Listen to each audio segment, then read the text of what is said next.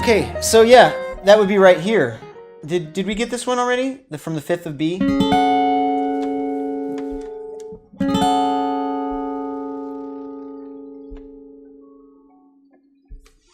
Right. So next we have an E major 7. All right. Let's start from the 13 on the B string, because this one will be easy to find. Not at first. It'll be but after you figure it out, then it'll be easy. Yeah, on the B string though. Do you remember how to find your fifth from the B string?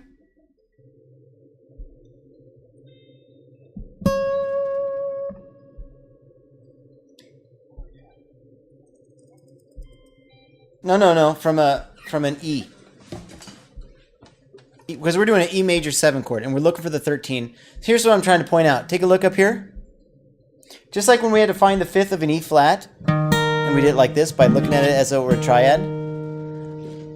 If we're like now we're in E though, so play an E and the fifth. And go, well, we're looking for a 6, so that's going to be right here. Alright, so you can find your 6th in relation to the root. Actually, this is similar to what we did before when we added 6th and 6th and 11s and 9s. I said that all weird. 9s, 11s, and 13s, which is 2s and 4s and 6s. We added them to our skeletons, our little jazz chord skeletons. So now, if you can use some of that to help reference, like, well, I need to start from the 6th, then right here is where I'm going to put my high note, and then make the shape.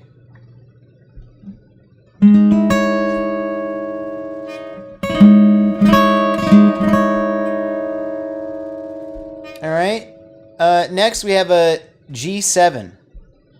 So, find the fifth of G and play the shape.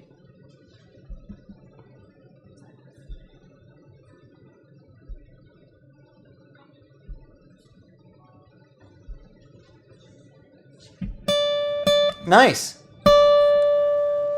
That's it. And then, yeah. That's actually just one fret above the one you did before. So you had like E major 7 to G,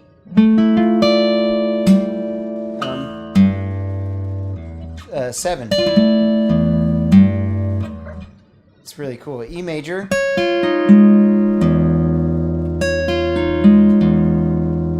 And then do G13. All right. And what's the last one here? The last one's C major 7.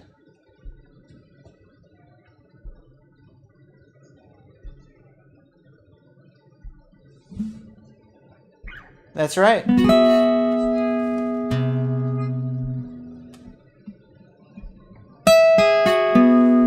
Oh, whoops. There we go.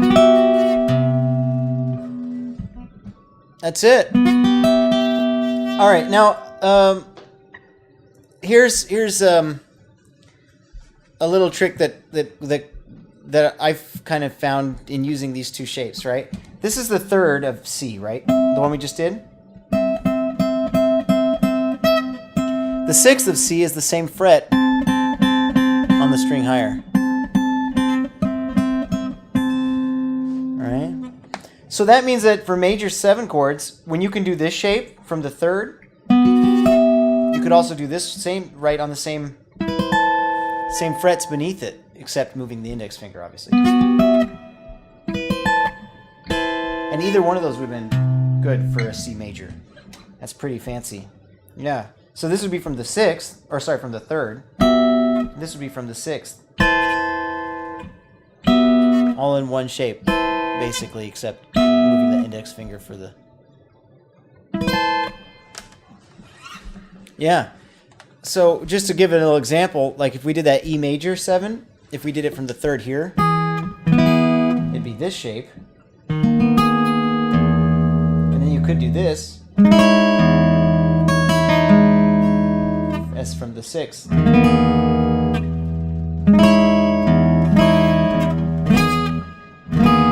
Hard.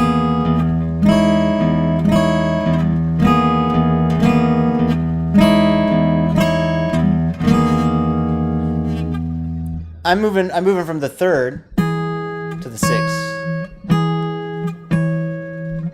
using that voicing. Anyway, it's kind of a neat thing. So I don't remember exactly the voicings we used on this D minor or on this second staff, but I think I can remember, or I'll do something really close to kind of sum up what we just did. D minor, like this, to E flat, to A flat,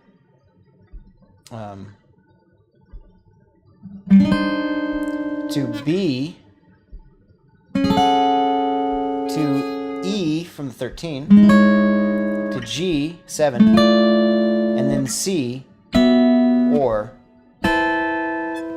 Cool. And yeah, then you do it with the next staff, and just over and over and over and over and over. That's why it's the practice is basically two things. Can I play the chord? You know, maybe I can't play it here. I can, but I can do it by holding the guitar in a certain way. But anyway, that being able to do it physically is one thing. Knowing how to do it is another, right? And it's probably in the other order. Got to know it first. But like if it was up here where it's easier to stretch, just being able to like grab it and go, oh, can you play that shape? Yes, I can play that shape. Nice. Okay. Hey, can you play that shape? Yes, I can play that shape. And you can just reach up the way you would grab any other chord that you've known for a long time. And being able to just grab and go, that's the shape. That's the shape, wherever you start it. Anyway, so number one, I guess I should put it this way. Number one is knowing how to play the shape.